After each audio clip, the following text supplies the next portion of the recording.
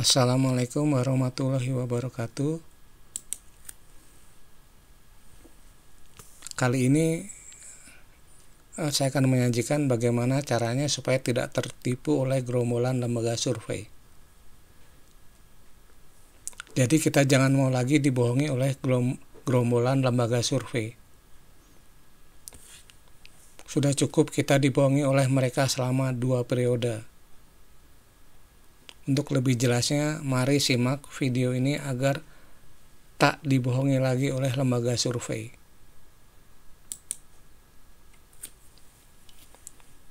Konspirasi jahat gerombolan lembaga survei dengan Komisi Pemilu.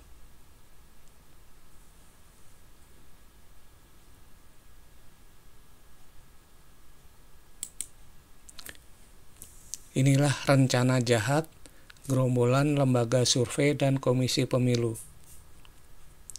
Caranya menggiring opini dan memanipulasi hasil Pilpres. Langkah-langkahnya: yang pertama, menampilkan hasil survei yang manipulatif atau false truth. Yang kedua, menggunakan istilah-istilah yang bisa digunakan untuk melakukan manipulasi. Istilah-istilah tersebut antara lain adalah margin error dan tingkat kepercayaan. Yang ketiga, diharapkan hasil survei tersebut mempengaruhi pemilih Pilpres. Yang keempat, apapun hasil Pilpres, gerombolan lembaga survei mengirim hasil survei ke Komisi Pemilu untuk sinkronisasi data. Sinkronisasi data ini artinya membuat seolah-olah data hasil pemilu itu sama dengan hasil survei yang dilakukan oleh gerombolan lembaga survei. Yang kelima, Komisi Pemilu mengeluarkan hasil pemilu yang sesuai dengan data yang dikirim oleh gerombolan lembaga survei. Dan rakyat diyakini akan percaya sebab selama ini telah dicekoki sebelumnya oleh data palsu dari gerombolan lembaga survei.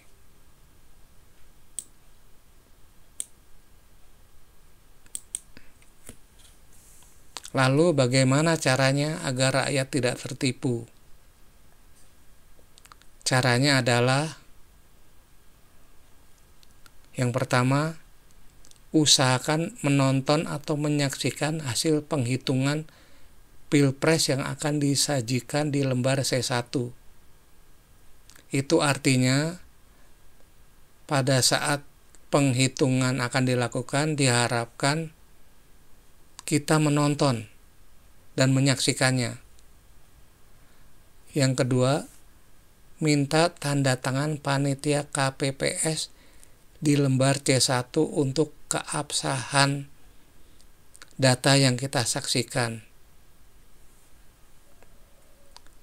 Yang ketiga, foto lembar C1 yang sudah ditandatangani tersebut. Yang keempat, minta forum kehadiran di TPS dan foto forum kehadiran tersebut. Yang kelima, kirim 2 foto tersebut, yaitu foto hasil penghitungan di lembar formulir C1 dan forum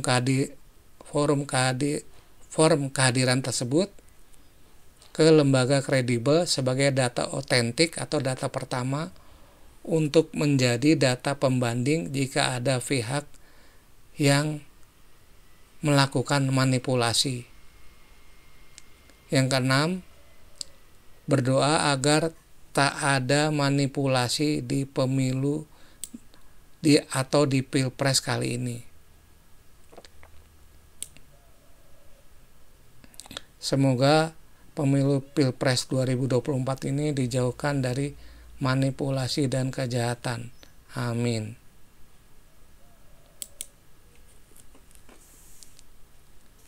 Membongkar manipulasi Pilpres. Selamat menyaksikan sambil menikmati hidangan ringan.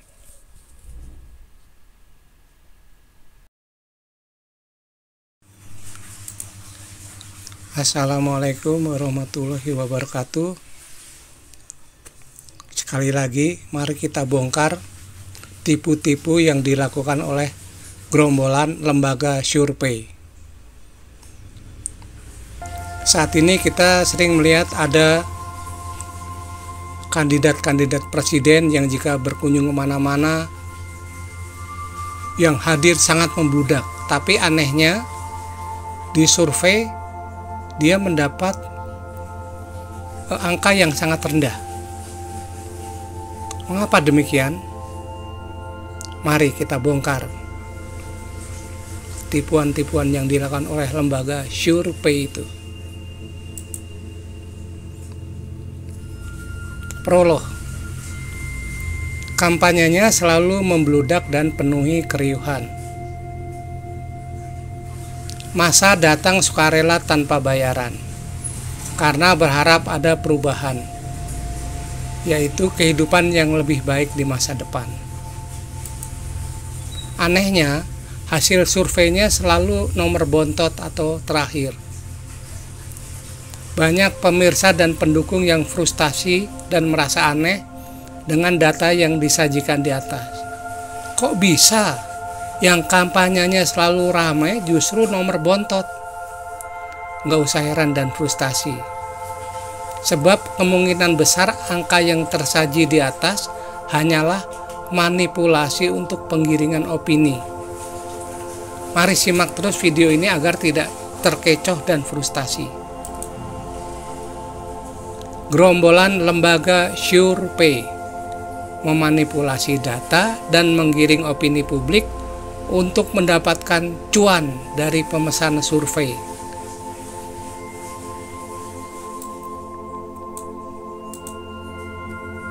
Apakah lembaga survei itu? Lembaga survei atau pasti dibayar adalah lembaga survei yang memanfaatkan profesinya untuk menangguk cuan sebesar-besarnya tanpa peduli dengan kewajiban moralnya sebagai surveyor.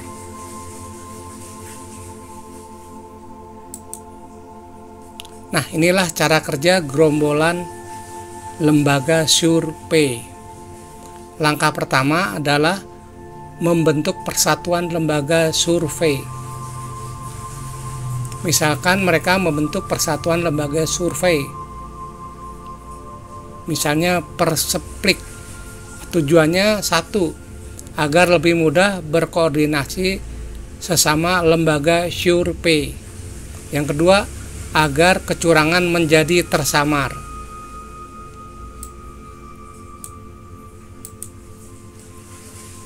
Langkah kedua, melakukan 2 kali survei. Tujuannya adalah hasil survei yang pertama itu sebagai arsip buat mereka dan pemesan survei. Hasil survei yang kedua, yaitu yang dipenuhi oleh kecurangan, itu dipublish untuk menggiring opini publik. Buang-buang biaya dong? Nggak juga. Sebab pelaksanaan dan biaya survei kan dibayar oleh pemesan survei. Selain itu bisa dilakukan survei bareng sesama lembaga survei lainnya sehingga biaya bisa dihemat. Loh, kalau surveinya bareng-bareng hasilnya sama semua dong? Nggak juga lah, kan bisa diubah sedikit biar terlihat beda.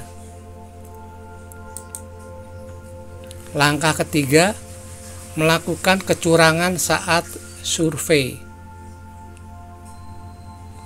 Yang pertama, meski daerah survei dipilih secara acak atau random, tapi diatur sedemikian rupa sehingga responden yang disurvei adalah orang-orang yang sudah memiliki pilihan yang sesuai arahan lembaga survei. Nah, jadi yang disurvei hanya orang-orang yang sudah diberi arahan. Nah, lalu yang kedua, memberi kuesioner yang bersifat menggiring opini agar responden menjawab sesuai arahan lembaga survei. Nah, yang ketiga, membuang atau mereject jawaban responden yang tidak sesuai dengan keinginan atau tujuan pemesan survei. Ini otomatis yang dibuang tidak semuanya ya, sebab kalau dibuang semuanya nanti ketahuan sekali curangnya. Yang keempat, masih ada beberapa modus kecurangan yang dilakukan oleh gerombolan lembaga survei saat melakukan survei. Langkah keempat, melakukan kecurangan saat mengolah data. Yaitu yang pertama, menggandakan data. Menggandakan jumlah jawaban survei dan jumlah responden untuk menghasilkan ukuran sampel yang besar demi meningkatkan kelayakan statistik atau signifikansi statistik. Jadi biar kelihatan bahwa survei mereka itu benar secara statistik. Nah, lalu yang kedua, menambahkan data palsu. Pihak yang tidak jujur dapat memanipulasi hasil survei dengan menambahkan data palsu. Misalnya menambahkan jumlah responden yang jawabannya sesuai dengan jawaban yang diinginkan oleh pemesan survei. Yang ketiga, penyensoran data. Misalnya menghilangkan tanggapan atau jawaban yang tidak sesuai dengan keinginan pemesan survei. Yang keempat, memanipulasi jawaban responden dengan cara memanipulasi hasil, misalnya menginterpretasikan data dengan cara yang tidak benar.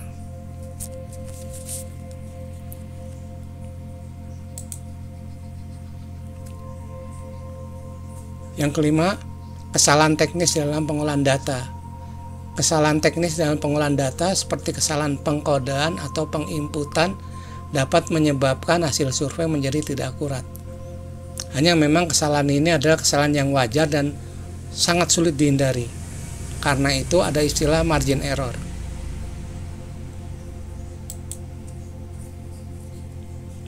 Langkah kelima adalah kecurangan saat publikasikan data. Setelah berlaku curang saat mengumpulkan dan mengolah data, maka gerombolan lembaga survei menampilkan hasil survei yang bersifat menggiring opini seperti contoh di bawah ini. Nah, di sini terlihat kandidat C itu selalu ditempatkan di urutan yang terbawah. Nah, sementara kandidat A dan B bisa berganti-ganti mana yang data mana yang di bawah. Tujuannya untuk apa? Yaitu untuk menggiring opini. Nah, tapi mereka menggiring opini itu untuk apa?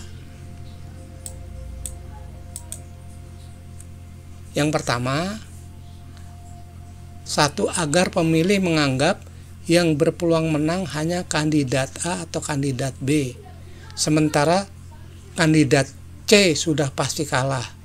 Jadi diharapkan saat pilpres nanti pemilih tidak mencoblos kandidat C dengan alasan takut suaranya sia-sia.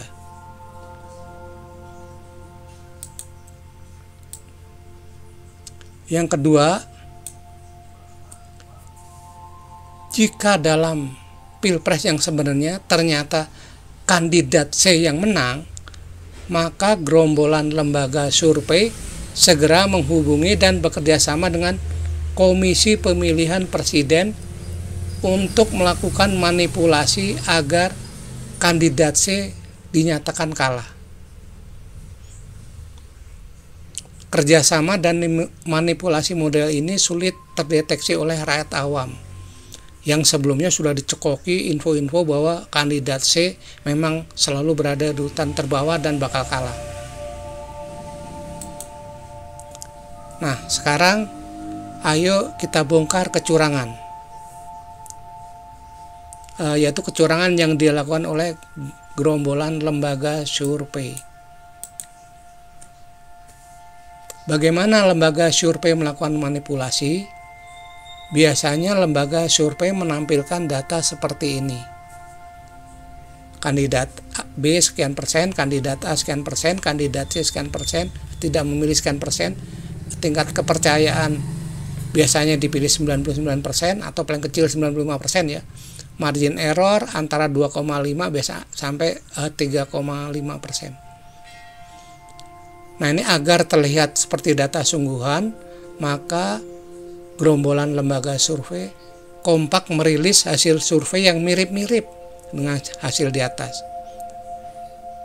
Nomor 1 dan nomor 2 bisa bertukar posisi. Tapi yang jelas kandidat nomor 3 tetap diletakkan di posisi paling buncit atau terbawah.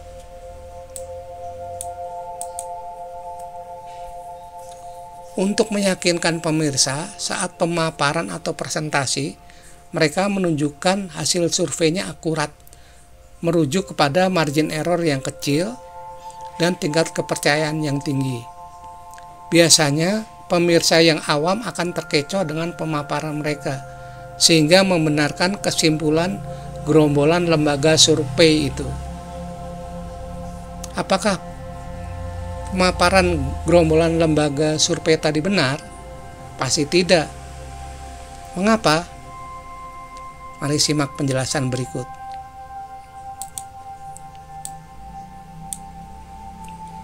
Karena apa yang mereka paparkan adalah manipulatif. Untuk lebih jelasnya, mari kita lihat rumus dasar di bawah ini.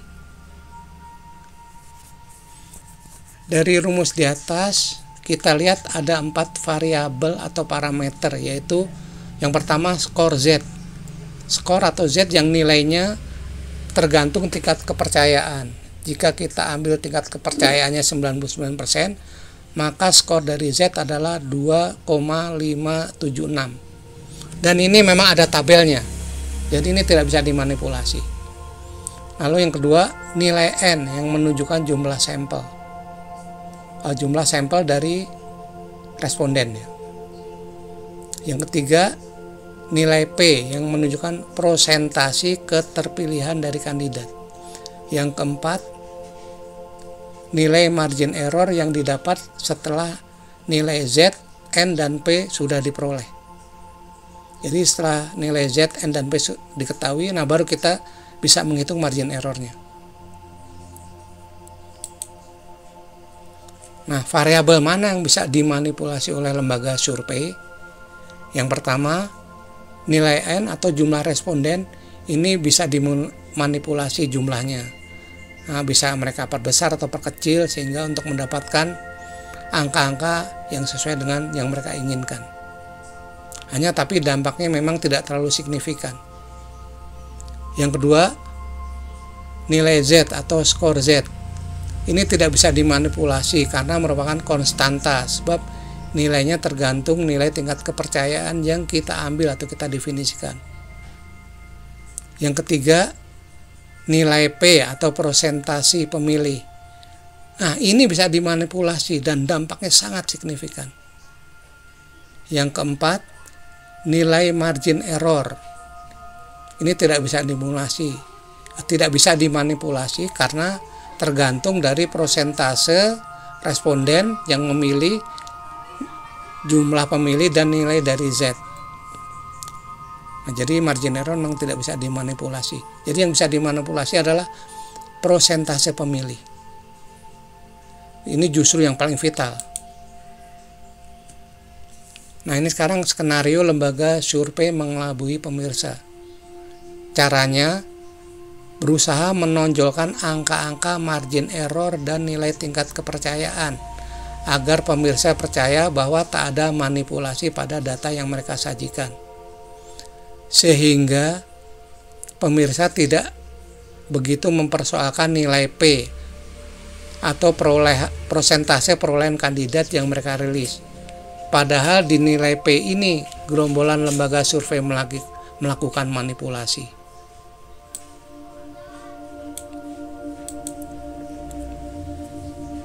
Nah, lalu apa yang harus dilakukan untuk menghadapi manipulasi gerombolan lembaga survei? Yang pertama, Jangan tergiring oleh hasil survei palsu yang dilaksanakan oleh gerombolan lembaga survei. Yang kedua, fokus saja pada pemenangan kandidat pilihan Anda.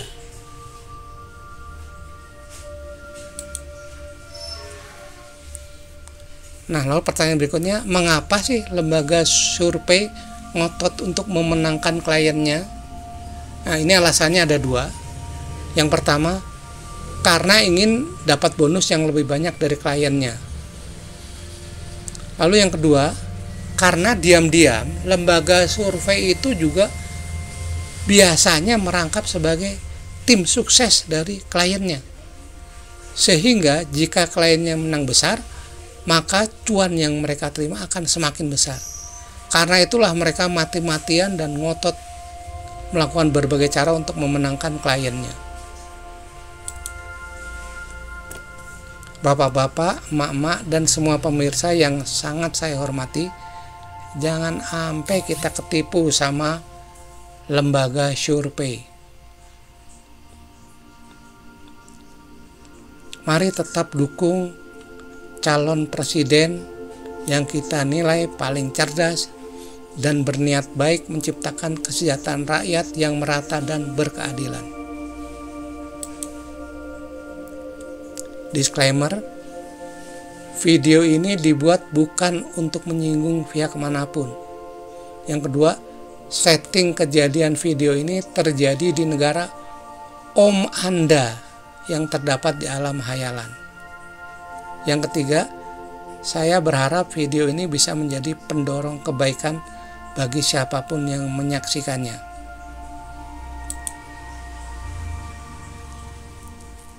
Terima kasih atas kesediaannya menonton video kami. Semoga bermanfaat. Hormat kami, Wildaiman Firdaus. Akhirul kata, wassalamualaikum warahmatullahi wabarakatuh.